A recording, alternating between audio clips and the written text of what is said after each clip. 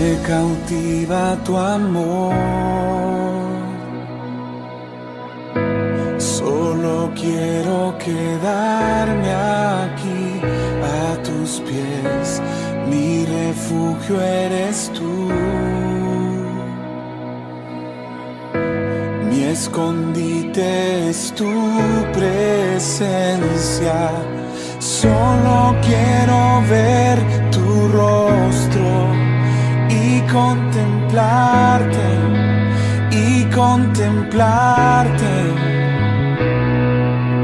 Tienes toda mi atención. Vengo a adorarte, vengo a adorarte. Nadie como tú, nadie como tú, grande y poderoso, mi Padre amoroso. Nadie como tú, nadie como tú, fiel y verdadero, el que venció en el madero.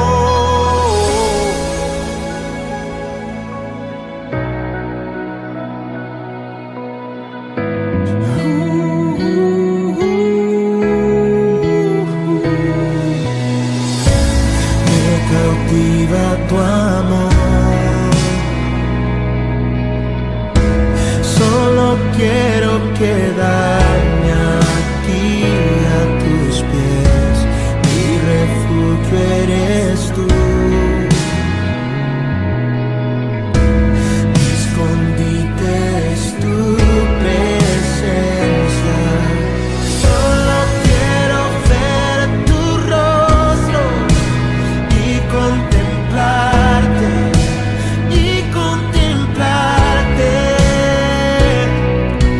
tienes toda mi atención.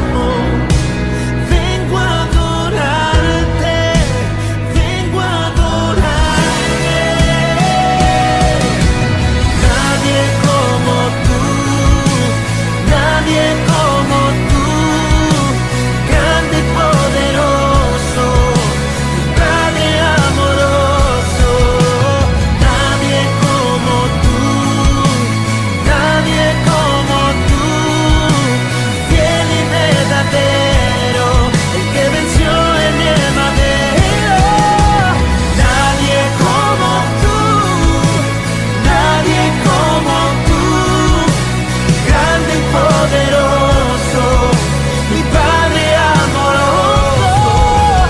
Nadie como tú, nadie como tú, fiel y verdadero, el que venció en el madero.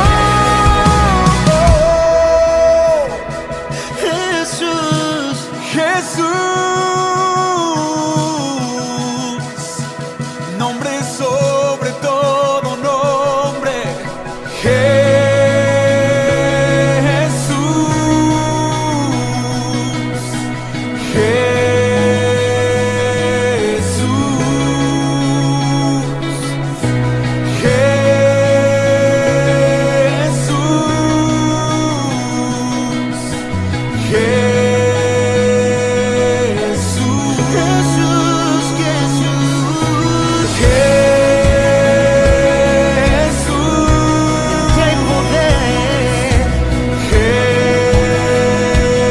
Jesús, en tu nombre me levantaré. Las cadenas rotas son. Sano soy en su nombre, libre soy en su nombre.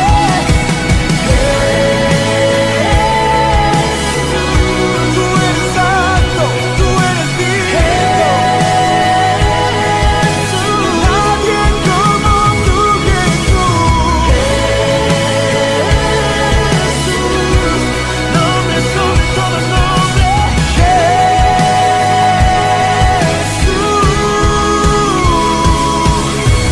solo quiero ver tu rostro y contemplarte en intimidad. Tienes toda mi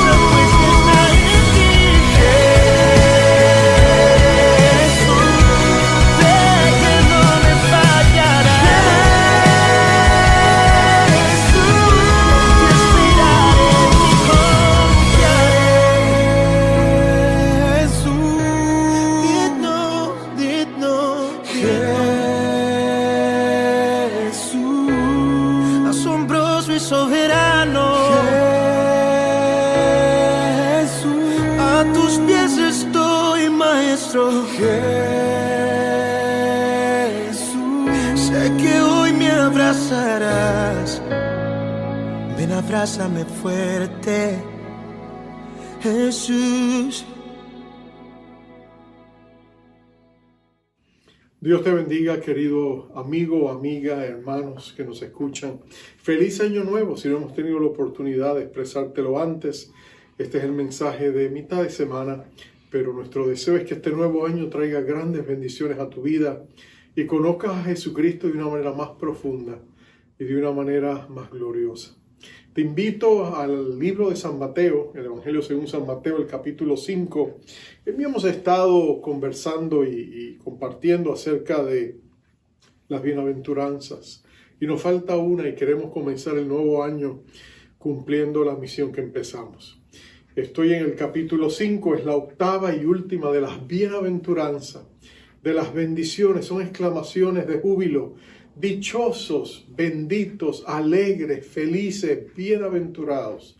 Es el concepto que la palabra Macarios expresa en estos versos. Y nos dice que estamos muy bien encaminados, estamos bien con Dios cuando hacemos lo que nos dice aquí. Estamos en el capítulo 5, verso 10 al 12, dice así. Bienaventurados los perseguidos, y dice, bienaventurados los que padecen persecución por causa de la justicia, porque de ellos es el reino de los cielos. Bienaventurados sois cuando por mi causa os vituperen y os persigan, y digan toda clase de mal contra vosotros mintiendo. Gozaos, alegraos, porque vuestro galardón es grande en los cielos, porque así persiguieron a los profetas que fueron antes de vosotros. Dios bendiga su palabra. Oh Padre, llegamos a esta bienaventuranza y te damos gracias que aunque lo hacemos con corazones encontrados, a nadie le gusta sufrir, pero entendemos que en el reino de los cielos servirte a ti implica sacrificio. Así que te pedimos que nos hables ahora y nos ayudes a entender lo que esto significa. Gracias que tú nos amas y tú nos das grandes promesas. Así que nos acercamos a este trono de gracia sabiendo que tu palabra no volverá a ti vacía, nos va a bendecir. En Cristo Jesús te lo pedimos con acciones de gracias. Amén. A través de los años he tenido la oportunidad de interaccionar con hermanos que vivieron en países donde la iglesia era perseguida. Varios de ellos inclusive estuvieron presos por causa del Señor Jesucristo. Conocí a un hermano del Medio Oriente, de Asia, que había estado preso 7 veces por causa del nombre de Jesús. Y he conocido a otros hermanos, pero a mí hablo con ellos, siempre les pregunto, ¿cómo podemos nosotros como la iglesia que en Occidente orar por la iglesia perseguida? Y es increíble, pero la respuesta de ellos siempre llegan a la misma conclusión. Ellos nunca nos dicen, oren que la persecución no venga o oren que la persecución se acabe. No, ellos dicen, no, entendemos que la persecución es parte de lo que viene para nosotros y entendemos que es un desafío que tenemos que enfrentar y es un privilegio sufrir por Jesús y padecer por causa del nombre de Jesús. Pero ellos nos dicen, pidan que permanezcamos fieles durante esa hora de prueba. Que permanezcamos fieles durante ese tiempo de prueba. Es interesante que Jesús es tan honesto. Jesús ha estado reuniendo a sus discípulos y le ha dado en las primeras bienaventuranzas grandes promesas.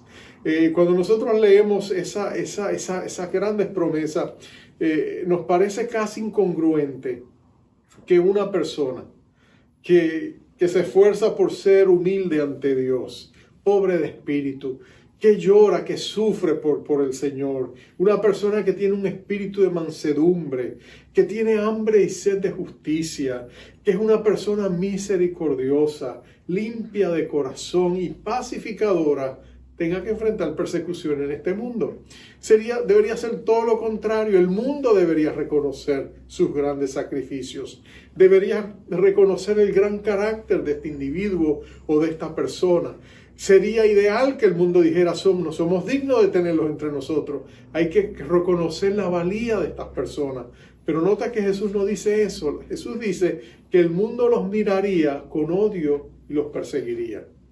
Y uno tendría que preguntarse, ¿pero por qué ahora? Nota que el odio sería básicamente por dos razones, o si quieres juntarlas, realmente es por una. Es la rectitud de nuestro Señor Jesucristo. Es por Jesús que el pueblo de Dios, la iglesia de Dios, sería perseguida. El mundo odiaría a Jesús. El mundo no aceptaría el amor de Dios. Jesús vendría a este mundo con un deseo de entrega, de bendecir a la creación, a las criaturas que Él creó, vendría a los suyos. Pero nota que el mundo los rechazaría. Aún su propio pueblo escogido los rechazaría. No aceptarían ese amor. La pregunta entonces es, y quisiera que en este mensaje miráramos varias cosas. La primera es la causa del odio, luego la naturaleza de este odio, cómo sería expresado. Y tercero, la victoria nuestra frente a ese odio. El primer punto es la causa del odio. Fue Juan quien estaba sentado escuchando este discurso que Jesús estaba dando, este sermón que Jesús está dando, esta enseñanza, si lo quieres poner de esta manera. Es Juan, el discípulo amado, el que escucha estas palabras y quien más tarde explicaría por qué el mundo odiaría a Jesús.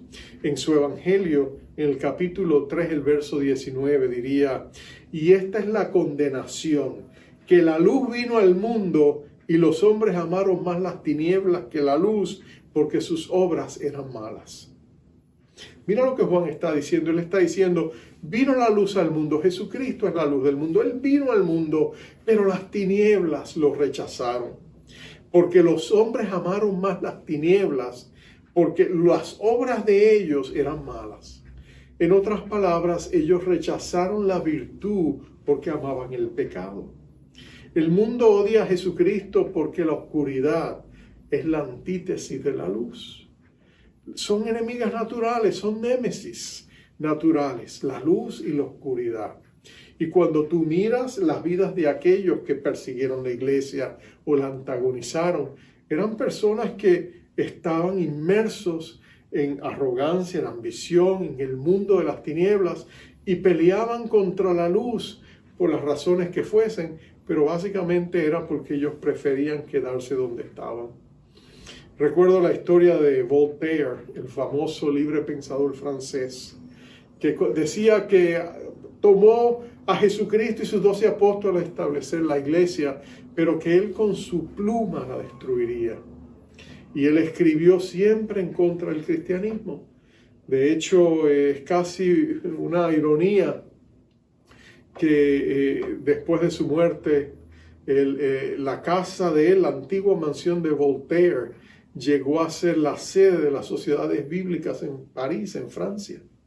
Pero este hombre vivió una vida donde él rechazó a Jesucristo. Dicen algunos historiadores que sus últimas palabras fueron: he sido abandonado por Dios y los hombres.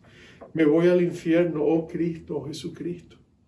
En otras palabras, él reconoció al final de su vida, con su último aliento, que él había hecho una guerra contra alguien a quien no podía derrotar.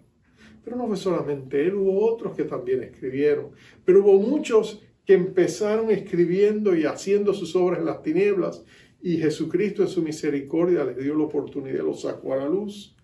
Hombres que al principio empezaron con una intención y terminaron en otra, como Saulo de Tarso, nuestro amado apóstol Pablo, o Lew Wallace, el escritor de la obra que se ha hecho una película que ganó muchos Óscares, la película Ben-Hur. Lew Wallace, un general sureño que después de la guerra civil en Norteamérica, él se sentó y decidió irse a Europa, escribir un libro que acabara con el fraude, decía él, que era el cristianismo. Pero cuando él se fue allá a estudiar en las universidades, mientras más estudiaba la evidencia histórica, él llegó a la conclusión de que él estaba equivocado, que el cristianismo no era un fraude, que Jesucristo había sido una persona histórica, y que no solamente había sido una persona histórica, él también había sido Dios. Él llegó a aceptar la deidad de Jesucristo, y por eso su libro Ben-Hur terminó siendo una historia diferente, no una historia en contra del cristianismo, sino una historia donde se revelaba que Jesucristo es nuestro Salvador. Y podríamos seguir hablando de C.S. Lewis, Josh McDowell, tantos otros que han escrito aún más recientemente acerca de cómo ellos empezaron peleando contra el cristianismo cuando cayeron rendidos ante sus pies. Pero la realidad es que el mundo odia a Jesucristo y por eso es que pelea contra Él. Y por eso no solamente odian a Jesucristo, odian a todo lo que Jesucristo representa. El problema es que detrás del mundo está el diablo y el diablo mueve las mentes de la gente, engaña, él es el padre de toda mentira y él engaña, él decide que él va a promover todo aquello que esté en contra de los intereses de Dios. Y Jesucristo es el Rey de la Gloria, Jesucristo es el Hijo amado del Padre, por lo tanto Satanás lo odia a él y odia a todos que están relacionados con él.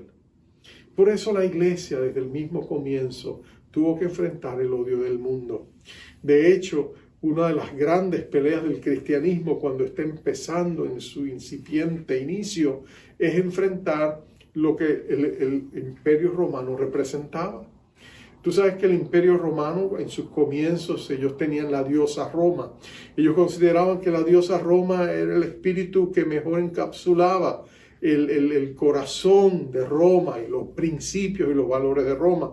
Pero ellos, a medida el reino se fue, el imperio siguió extendiéndose. Ellos llegaron a regiones donde ellos no aceptaban a Roma. Entonces ellos tuvieron que buscar una nueva deidad y ellos decidieron que el emperador tenía que ser revestido de deidad para que entonces todo el imperio romano se unificara bajo la égida de un hombre, bajo la bandera de un hombre, que sería el emperador, y lo declararon divino. Por lo tanto, en todos los lugares era necesario encender incienso al emperador. Encender incienso al emperador a veces significaba solamente tomar algo y ponerlo allá para que de pronto se levantara esa humeante fragancia de incienso, y era una manera de adorar y reconocer que el emperador era Dios. Pero los cristianos rehusaron hacerlo. Cuando un gesto sencillo como ese pudiera haberles librado de la muerte, muchos cristianos rehusaron. Ellos decían: nosotros no adoramos al emperador, nosotros adoramos a Jesucristo. Nosotros adoramos porque el emperador representaba la falsa religión pagana y detrás de ella el reino de las tinieblas de Satanás. Y por eso ellos rehusaban hacerlo. Y por eso el odio del mundo, del imperio romano, se vino contra la iglesia. Porque ellos sabían y entendían que ellos rehusaban adorar a Dios. Pero si bien esa es la causa, el odio satánico que es canalizado a través de hombres malos que aman más el pecado, que aman más a la oscuridad que a la luz, este se expresa de unas maneras terribles. Satanás usa al mundo para desatar sus ataques contra la iglesia y fueron multifacéticas. La represalia de Satanás contra los hijos de Dios. Es interesante que, por ejemplo, ellos empezaron con calumnias. Empezaron a decir que los cristianos eran terribles personas. Algunos en los primeros escritos les acusaban de ser caníbales, porque habían escuchado que ellos comían y bebían, comían el cuerpo de Cristo y bebían de su sangre. Entonces una de las primeras acusaciones en contra del pueblo de Dios que eran caníbales. ¿Tú te imaginas eso? Una falsedad. Pero eso es lo que decían. También decían que eran inmorales, que los cristianos eran inmorales porque ellos tenían esta fiesta ágape, que era, en cierta medida ellos creían que en esa fiesta ágape había todo tipo de orgías y por lo tanto los cristianos eran inmorales, cuando en realidad la fiesta ágape era una comida comunal que ellos tenían antes de tener el servicio de iglesia y tener la Santa Cena del Señor. Era una ocasión donde cada creyente traía platos y comían y compartían unos con otros en sana hermandad y confraternidad. Pero por supuesto el enemigo usó eso para acusarlos de ser inmorales. Se le acusaban, imagínate tú, de practicar el incesto, porque decían que los esposos llamaban a sus esposas hermanas también. Entonces, como te puedes imaginar, era absurdo todo lo que se decía de los cristianos, pero tú sabes cómo es el mundo, y no solo el mundo, a veces en la iglesia, la mentira y el chisme le dan la vuelta al mundo antes que la verdad se ponga los zapatos. Y eso es lo que está pasando. Todas esas mentiras acusaban a los cristianos inclusive de ser ateos. ¿Tú te imaginas eso? Porque ellos rehusaban creer en los dioses del panteón romano, griego. Entonces, como ellos no creían en los dioses y creían en un solo Dios, que existía en 3 personas, Padre, Hijo y Espíritu Santo, ellos le llamaban ateos. Cuando esas calumnias mostraron ser infundadas, a medida los apologistas o los defensores de la fe, como Orígenes y otros como Tertuliano y otros creyentes se levantaron y defendieron la fe cristiana y demostraron por hechos históricos que todo eso es una falsedad, entonces se les acusaba de sedición. Decían que ellos adoraban a Dios, a otro rey que no era el emperador. Ellos tenían otro rey llamado Cristo. Así que todas esas acusaciones se venían contra ellos. Y cuando eso no era suficiente, también había insultos, burlas. Tú sabes que el cristianismo por naturaleza llegó a ser algo tan diferente a la costumbre pagana y afectó todas las estructuras sociales del Imperio Romano, al punto que los cristianos, al ser cristianos, se dieron cuenta de que no podían participar en alguna de estas cosas. Había cristianos, por ejemplo, que se dieron cuenta que trabajaban en construcción, pero no querían ser parte de la edificación de templos paganos. Ellos rehusaban trabajar y edificar estos templos para los paganos. Entonces, por supuesto, perdían trabajos. Había muchas veces ocasiones donde habían cenas y la costumbre de los paganos era que antes de la cena hacían una pequeña oración a la diosa o al dios que ellos adoraban en los diferentes lugares. Era muy parecido a lo que hacemos los cristianos cuando oramos antes de comer. Bueno, ellos adoraban a sus falsos dioses, pero los cristianos no podían participar de eso. Y todo eso producía insultos, producía malestar, producía burlas. Ellos se burlaban de todo lo que hacía. Cada vez que los cristianos rehusaban participar de las costumbres sociales, de las tradiciones sociales, y entonces el cristiano decía, no puedo participar, es una violación de mi conciencia. Ellos sí lo insultaban y ellos, por supuesto, se burlaban de ellos. Pero ¿sabes qué? No era solamente el escarnio. Cuando eso ya no fue suficiente, entonces vino la persecución violenta, que fue posiblemente la expresión que más recordamos. Tú, por supuesto, has visto, has escuchado de cristianos que eran lanzados a los coliseos a pelear contra los gladiadores. Pero especialmente también recuerdas cuando eran lanzados esos mismos coliseos para ser devorados por leones y bestias salvajes.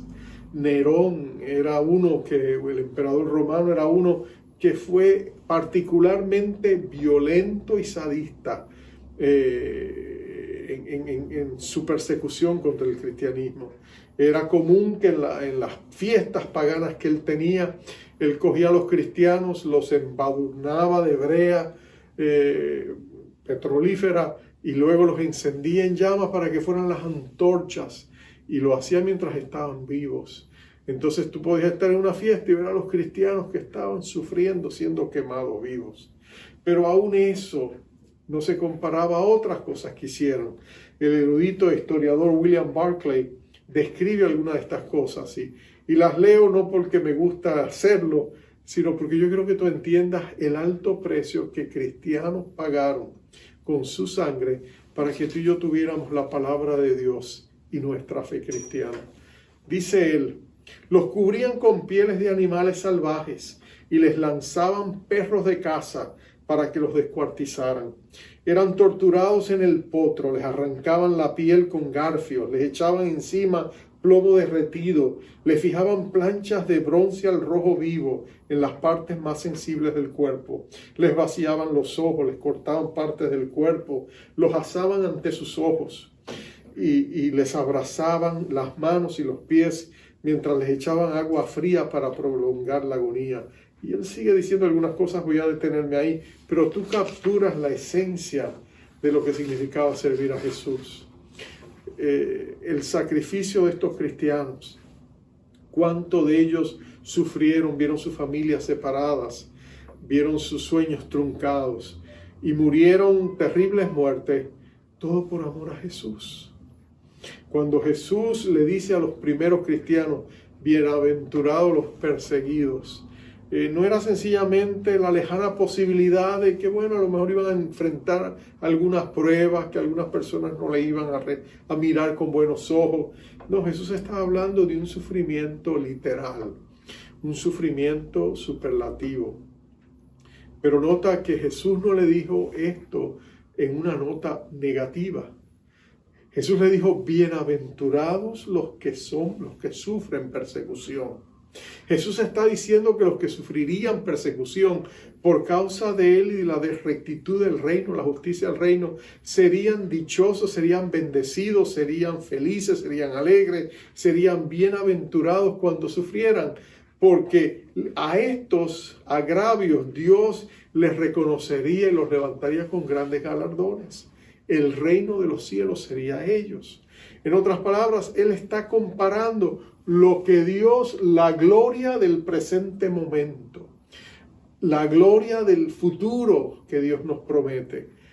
¿Cuál tú escoges? Si escoges la gloria de Dios, entonces puede ser que en el presente tú sufras. Pero si te mantienes conectado al Dios que te ama, Él te va a dar la gracia para que tú puedas soportar la prueba. El Nuevo Testamento es escrito precisamente a una iglesia perseguida, a una iglesia sufrida, y constantemente los cristianos, los apóstoles, los discípulos están animando a las iglesias a mantenerse firmes en medio de la persecución. Para algunos cristianos era pérdida material, perdían negocios, perdían oportunidades. En una ocasión un cristiano empresario se fue a quejar con Tertuliano y le dijo a Tertuliano, el gran siervo de Dios, padre de la iglesia, le dijo, mira, han intervenido mis negocios están sufriendo por causa de ser cristiano, no me quieren comprar, no quieren hacer negocios conmigo, estoy sufriendo, ¿qué voy a hacer? Tengo que vivir. A lo cual Tertuliano respondió, ¿estás seguro? ¿Estás seguro que tienes que vivir? No, la muerte para los cristianos era una opción real que ellos a veces tenían que escoger.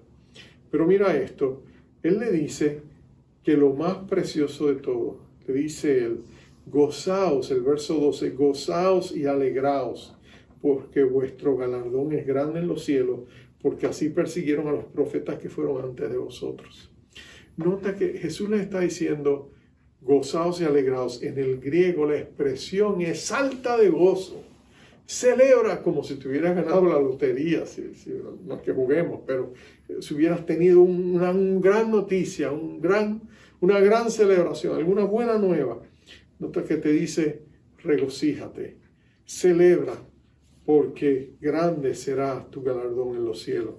Porque Él está diciendo, Dios te va a bendecir de maneras que tú no te imaginas.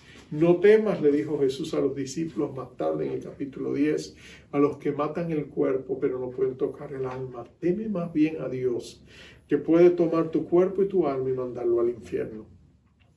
Entonces, Él les está diciendo, cuando tú sopesas la eternidad con el tiempo presente, este efímero momento que a veces puede terminar en sufrimiento, no se compara a la gloria que será revelada en el porvenir, en el reino de Dios.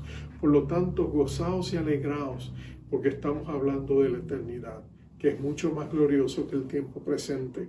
Los cristianos a lo largo de la historia fueron reconocidos, especialmente los grandes mártires, como hombres y mujeres de Dios que estuvieron dispuestos a darlo todo por Jesús, hasta sus vidas.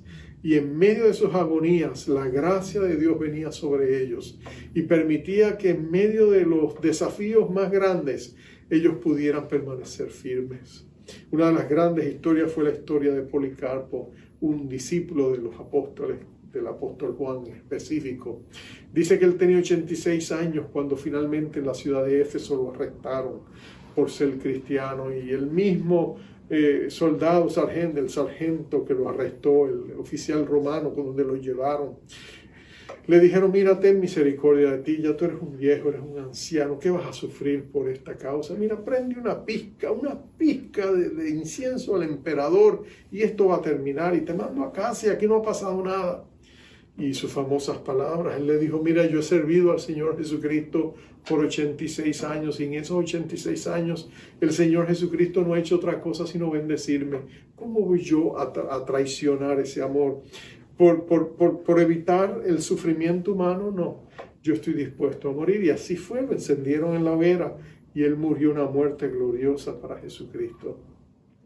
Barcárcel, que fue un poeta, escribe que durante el tiempo que él estuvo preso después de una revolución en el país de su origen, dice que él, estando allá, él escuchaba cuando llevaban los cristianos a los paredones. Y dice que los soldados enloquecían porque cuando llevaban a los cristianos iban adorando a Dios, alabando a Dios, porque ellos entendían que era el día de su coronación, que era el día de su gran fiesta, era el día de su inminente ida a los cielos, a recibir su galardón, y ellos adoraban a Dios y gritaban, y estos soldados no podían entenderlo, y ellos con gran renuencia tenían que oprimir los gatillos en aquellos paredones de fusilamiento. Pero muchos de ellos enloquecían, dice este autor, Barcárcel, porque el cristiano y su gozo no podía ser comprendido por un mundo que odiaba a Jesucristo y no entendía lo que ellos pasaban. Porque es que tarde o temprano tú y yo somos llamados a vivir para Jesús. Y somos llamados quizás algunos de nosotros a morir para Jesús, a morir por Jesús. Pero sabes, lo más importante de todo es que sea que vivamos o que muramos, lo hagamos para Él porque somos de Él. Es importante que tú y yo reconozcamos que no podemos negar nuestra fe en Jesucristo. Que en medio de un mundo que se burla de Jesús, que hace escarnio del nombre de Jesús, que lo usa su bendito nombre como una palabra de maldición, que tú y yo entendamos que somos de Él, que no nos riamos con las cosas que el mundo hace para irreverenciar el nombre de Jesús, sino que entendamos que para ti y para mí el nombre de Jesús es bendito y que tomemos nuestra postura correcta para vivir para Jesús y jamás avergonzarnos de su evangelio, porque si lo hacemos, entonces un día se nos reconocerá por lo que hemos sido, fieles siervos de Dios, que perseveramos hasta el fin, y Dios nos considera dignos de recibir nuestro galardón. Termino con esto. Hace unos años atrás, Billy Graham, el evangelista reconocido, se presentó ante Larry King, un hombre agnóstico, por propia admisión, que lo estaba entrevistando y le preguntó directamente, le dijo, ¿cómo los cristianos pueden decir que Jesucristo es el único camino cuando hay tantas religiones? Y aunque muchos más tarde no sabrían cómo contestar esta pregunta, tratarían de dar la vuelta, pero Billy Graham, recuerdo su respuesta. Él dijo, sin ambajes, Jesucristo es el camino, el único camino al Padre, y solamente a través de Él nosotros podemos ser salvos. Y aunque Larry King quizás no lo aceptó, pero años después tendría que reconocer que este hombre de Dios era un hombre que estaba dispuesto a decir la verdad que él creía, aunque el mundo entero estuviese en contra de él. Que en nosotros hay ese mismo sentir en este nuevo año. Estamos viviendo en tiempos inciertos, en tiempos donde Dios está delineando nuevas fronteras y nuevas, en cierta medida, ciertos lugares donde nosotros somos llamados a ser fieles y leales. Mi oración es que tú y yo seamos fieles al Señor y no nos avergoncemos tampoco de su evangelio, porque bienaventurados son los perseguidos. Vamos a orar. Padre amado, qué sobrias son estas palabras para una iglesia que ha sufrido tanto en esta pandemia. En una iglesia donde se les ha dicho en nuestra sociedad que no somos esenciales. Qué bueno es saber que somos esenciales porque somos la luz del mundo. Y no nos avergonzamos de que tú seas nuestro Salvador. No negaremos en la oscuridad lo que hemos visto en la luz. Declaramos que Jesucristo es nuestro Salvador y nuestro Señor.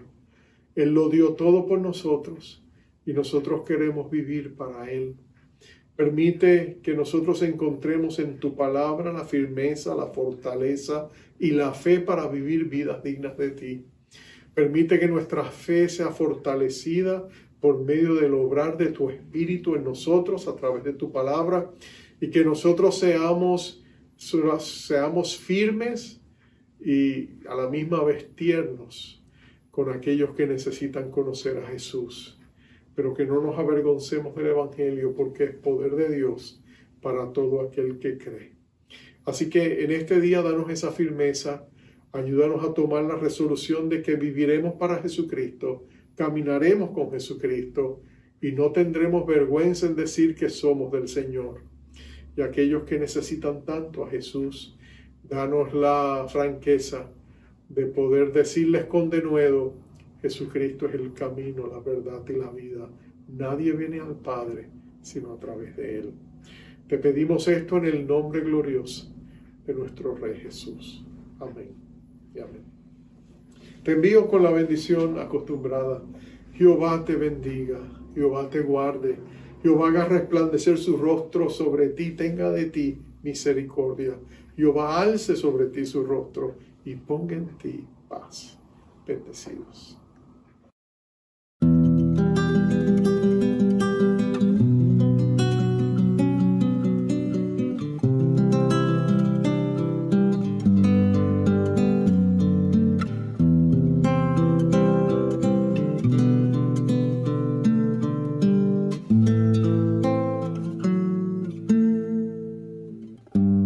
Perseguidos y angustiados, de todos desamparados, de los que el mundo no era digno de su amor. Aunque vivan olvidados, siempre lo recordaré, pues resplandecen en la gloria de Dios. Llenos de gozo salieron para llevar su mensaje de luz. En oscuridad nos hablaron de aquel que murió en la cruz para darnos libertad de toda maldad y amarnos por la eternidad. Perseguidos y angustiados, de todos desamparados, de los que el mundo no era digno de su amor. Aunque vivan olvidados, siempre lo recordaré, pues resplandecen en la gloria de Dios. Con voluntad incansable rompieron tierra y montaña al sembrar la semilla de bondad, y su fruto 100 por 1 adera para poder rescatar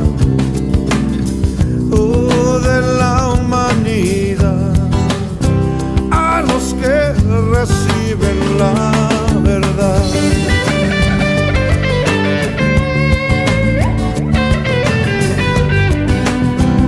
Llenos de amor salieron a sembrar,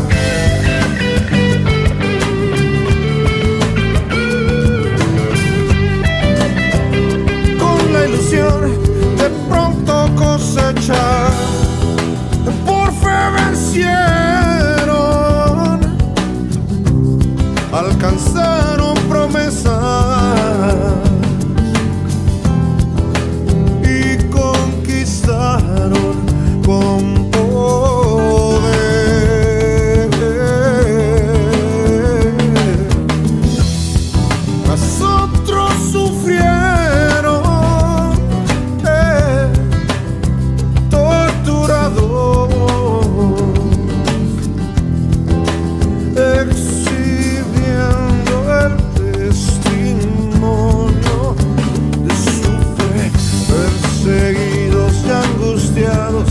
de todos desamparados, de los que el mundo no era digno de su amor. Aunque vivan olvidados, siempre lo recordaré, recordaré, pues resplandecen en la gloria de mi Dios. Perseguidos y angustiados, de todos desamparados, de los que el mundo no era digno de su amor, aunque vivan olvidados, siempre lo recordaré, pues resplandecen en la gloria de Dios.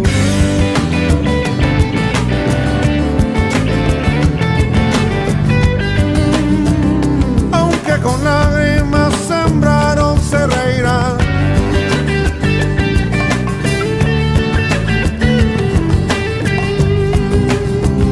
Pues la agonía del pasado pasará, pasará, pasará. Oh, los que escucharon recibieron perdón.